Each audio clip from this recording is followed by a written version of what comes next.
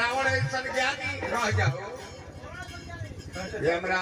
पूर्व सरपंच साहब अजी फिर वर्तमान में भनियर बनो जे निःशुल्क संजय भैया दुहाना रहले एक तो बिछा में ना रहनी फिर आ गए तो सुतला में कहीं कोठा पर चढ़ जाला जगह के चढ़ले के वह असली प्रत्याशी जन हमारा संजय बाबू हमारा रविंद्र भैया समाज सेवी कुल्हड़िया हजारों हजार रुपया पुरस्कार आई हमारा तरफ से हार्दिक अभिनंदन बार बार नमस्कार। अरे कोरोना ये संतानी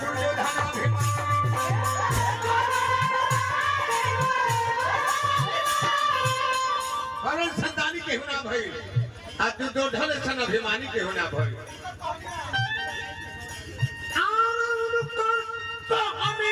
नहीं कहने कहाला धर्मशाला दुनिया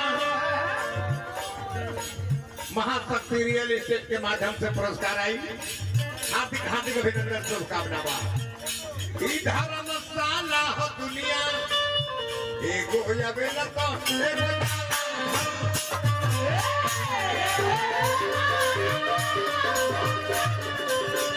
एगो बेला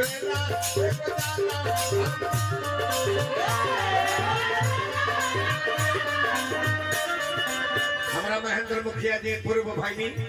छतनवार पंचायत से 500 रुपया पुरस्कार देने ददन बाबू के भाई बने श्री लक्ष्मण यादव जी 500 रुपया पुरस्कार भेजनी बाबा नमस्कार बा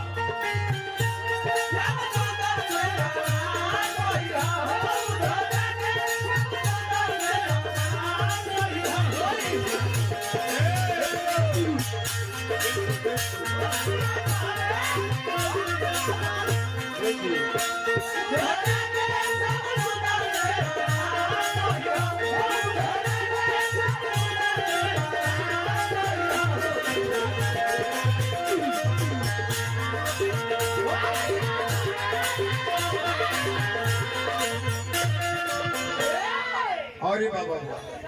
राजा धीराज महाराज दशरथ वे संसार से गए महाराज दशरथ अलख निरंजन देकर दौरे समरथ पूरा विश्व के एक छत्र राज करे वाला राजा अलख निरंजन रहे उनको से अनाला धर्मशाला दुनिया एगो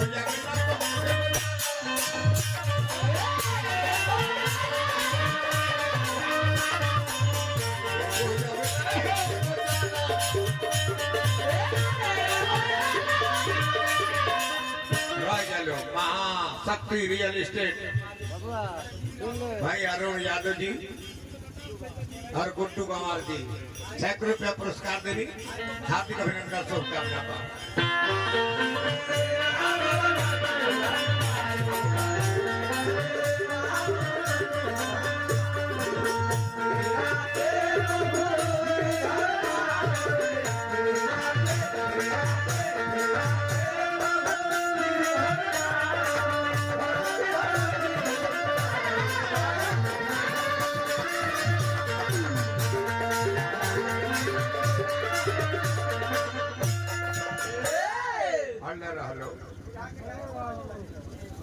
बिरहा गायक श्री गोपाल जी भाई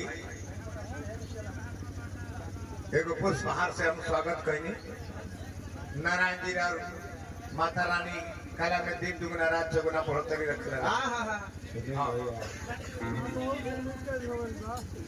दानी राजा सीधी कबूतर के जान बचावे खातिर कहले जे हमारा शरीर के मांस काट ले जाता रखाए के बाकी कबूतर के मत माना दधीची अपना हटिए दान कर दिले किनल हथियार बना लो राजा हरिश्चंद्र अपन बेटा सहित परिवार के विकास किना के खत्म हो गए पूरे संसार से गए के बाकी ना रहे बाकी वो अमर नाम हो गए सीधी दधीची राजा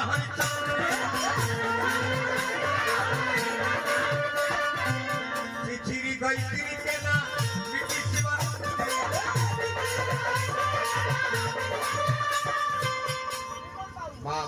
निमन बाबू यह धरती है एक ही चालन में सब चला। राजू ठाकुर जी हाँ जी देवान पार्षद 12 नंबर से बानी अक्सर नगर के बहुत बहुत रुपया पुरस्कार देनी हार्दिक हार्दिक अभिनंदन सबका। गैप कर तब हमने के याद रहा कहाँ बोलल जाई केकरा विषय में हाँ तो थोड़ा गैपिंग होला कहाँ बोलल जाला चिचिरी गई तिरी के ना मिट्टी से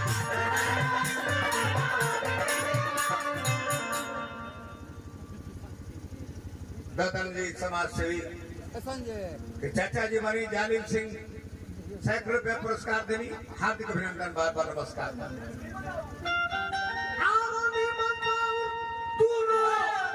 एक चालन में चला ला धर्म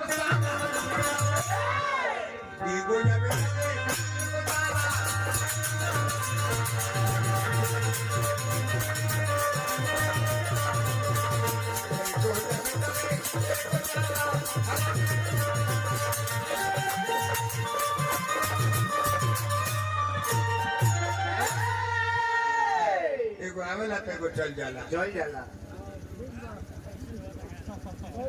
भीमल यादव जी पीसी कॉलेज पत्रकार महोदय सैकड़ों रुपया पुरस्कार देनी हमारे तरफ से बार बार नमस्कार बा। वहाँ के पत्रकारिता में 4 चांद लागू। अच्छा अब भाई सुनने का कले है 4 जानी 7 फोटे गई रहे लोग 7 कम फोटे लोग जना में को हमारो मौगी रहे ज्यादा जियान करे 2-3 गो लड़का दौड़ के गोले से जरी काहे के खोटा तारी भाग चलो 3 जनी भगली एगो बुढ़िया रहे हमर मौगी तौनो भागल तो करे जे रे हमरी के तनाय न चरण है जे भगनी है जा अब ते काहे भगल हरी पुआवा तो करे जे चुप रहो भूख लगला पर 2 कोर खाए खाते हम कमजोर बने हम यही करे भगनी है। अच्छा यही जानी 4 जानी गईली 3 जानी अखिगर रहली 1 जानी के फूटल आखी रहे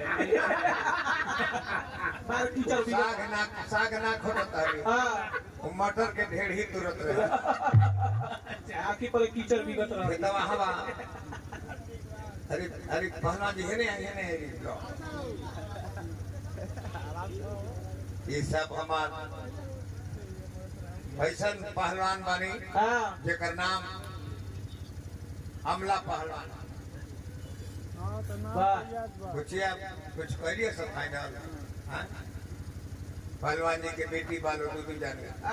आज नेशनल खेला चालू। धन्यवाद राहुल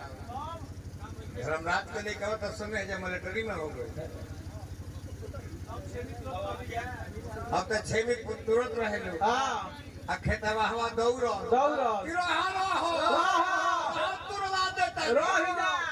3 गो बिटिया तो भगली सब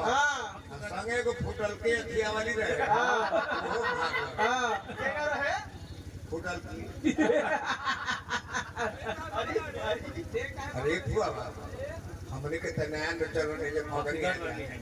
अखिगर ने ते ठीक काहे भगले चुप रहो चबौनी के मुंह पर चादर डाल के हमरो को कह दे तो कर पाऊ ये कहीं खाना पड़े उन्हें तो भी जाने जे दोनों रे आके बैठे अरे भगोर दे अखी में तो ध्यान दी हमरा से कुल मत कही जब कि हमरे को हले बात हो कुछ नहीं कही रवा के अच्छा लोग प्रशंसा करी कहल के कह फरल के फारम लगौल के में लगाई तो का लगाई दे हम देव रह के नहीं वही सुन लो कहानी सुनाई आज मर्दा के दरवाजा पर आज बनी मोगाइयों गीत होई बाकी कम हुई पहले मर्दा है गीत सुना पितामह भीष्म आज गई बड़े दरवाजा